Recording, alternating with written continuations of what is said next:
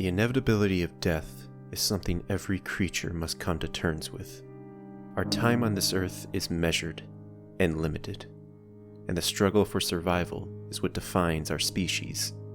No matter how powerful or devoted a person is, from the lowliest peasant to the mightiest of kings, death comes for us all.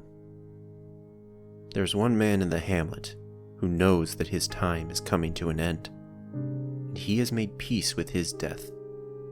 This man is shunned because of his disease, is labeled as a leper. His name is Baldwin, and he was once a king. He was everything a king should be. He was a warrior, a scholar, and devoted to his faith. Prior to becoming king, Baldwin would study at a war college, where he learned various tactics and strategy, and how to wield a sword. This would prove useful since, it's my theory, that he fought and led in the Crusades. He mentions how he's experienced as a soldier, leading us to believe that he fought in some battles or wars, possibly fighting to reclaim the Holy Land, and acting as the ruling power in the region. But he is not just a soldier. He's a well-educated and poetic man. He will often quote metaphors, similes, and other poetic phrases, and his tin flute leads us to believe that he was musically inclined as well.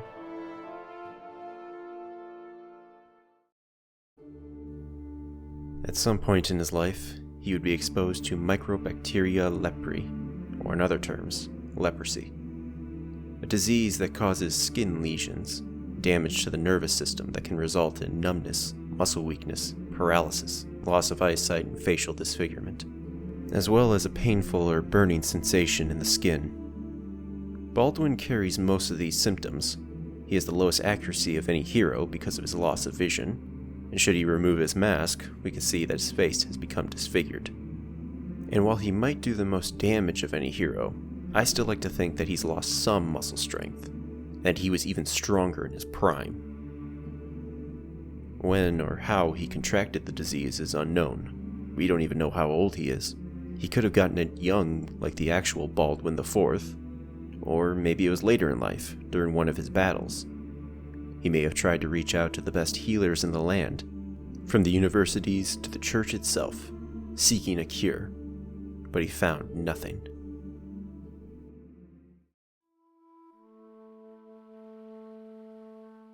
The Reaper was staring him down. He knew what was coming, so he began to make preparations for the inevitable. He had his last will and testament drafted, tended to his wounds one last time, then removed his crown and put on the mask. His subjects gathered to see him, for he was much loved by the people.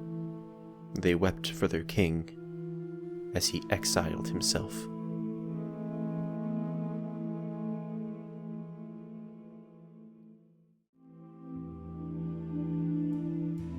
It's unknown if he left any heirs, or what the plan of succession is, but after this moment, Baldwin would travel the world, spending his final days righting wrongs, making sure his death would not be in vain. If you're seeking death in the name of a noble cause, holding back the tide of corruption emanating from the estate is a good one. Baldwin was once a king, ruling over his subjects, reclaiming the Holy Lands in the name of the Church. But even he recognizes that when his death comes, it's over. All that matters is what he does now. It's as they say, the king and the pawn go into the same box when the game is over. Some choose to go honorably, some fight and resist, others resign themselves to their fate.